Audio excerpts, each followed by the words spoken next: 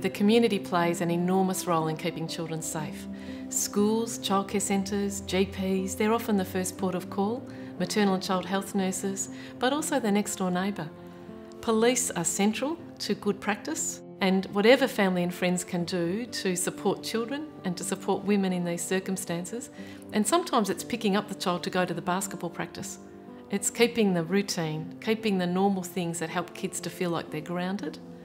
Sometimes those practical things are what women need most. To support both the mother and the child, I think it's really important to think about the mother as the greatest resource that that child has in terms of keeping the child safe.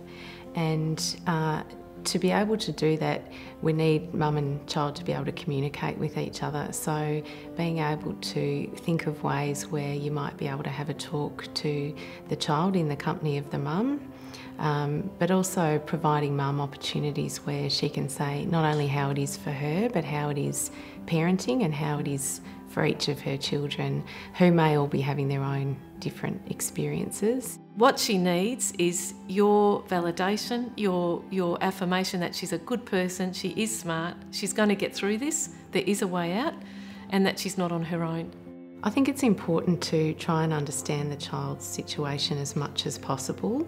An outsider looking in can never know exactly what's going on, but children are wanting to be able to talk to someone about what's happening for them. They may be very fearful to tell someone, but at the same time, if they're given the opportunity and if they know that it's someone they can trust, then they will open up about what's going on at home. The signs that a child might be experiencing domestic violence are sometimes the ones that are most obvious are the ones that people may notice, and that might be acting out behaviours or aggressive behaviours towards peers or towards others. Many children living with violence can actually be doing well at school and are quite resilient.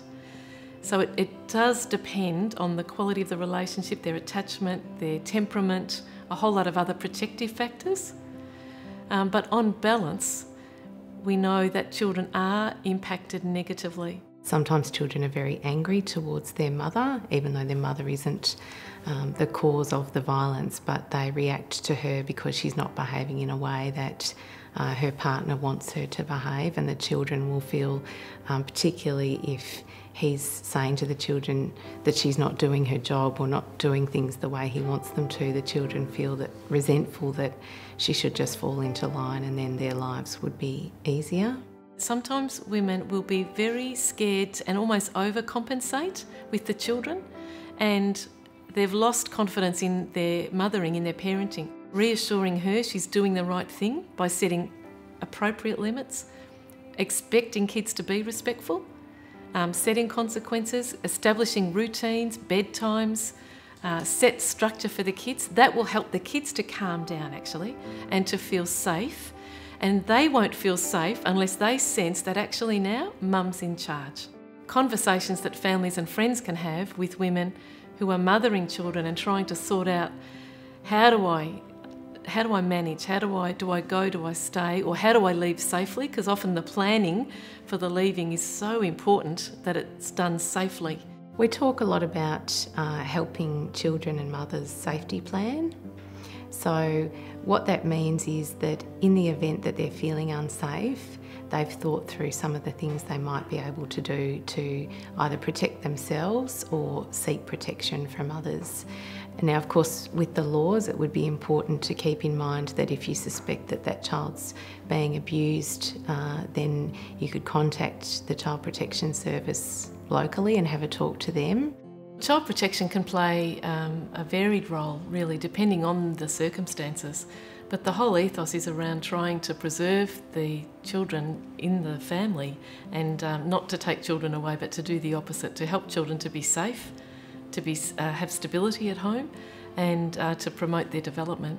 In the event of immediate concerns about safety, of course, we would recommend to call the police.